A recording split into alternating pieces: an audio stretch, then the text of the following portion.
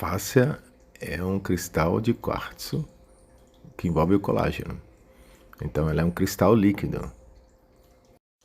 Cristais vibram à velocidade da luz, quando carregados com eletricidade. Basta pressionar para eles terem uma função piezoelétrica que libera campos eletromagnéticos, faz um polo norte e um polo sul. Assim funciona a sua face, como uma antena de rádio. O quartzo, os cristais também estão dentro do seu tecido, reverberando a eletricidade, a radioatividade, a informação da luz. O seu corpo vibra à velocidade da luz.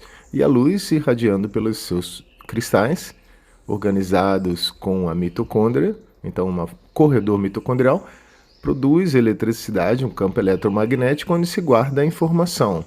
O seu pensamento é eletrificado, produz impulsos elétricos que fazem vibrar, e é assim como um cristal tilintando, a cimática, que é a mudança da vibração, da frequência pelo toque. Então o maxilar, os dentes, são umas dessas coisas móveis, flutuantes, que se você segurar e começar a bater o pé no chão, principalmente nesses músculos masseter, temporal, pterygoide, também atrás da nuca, o que vai acontecer?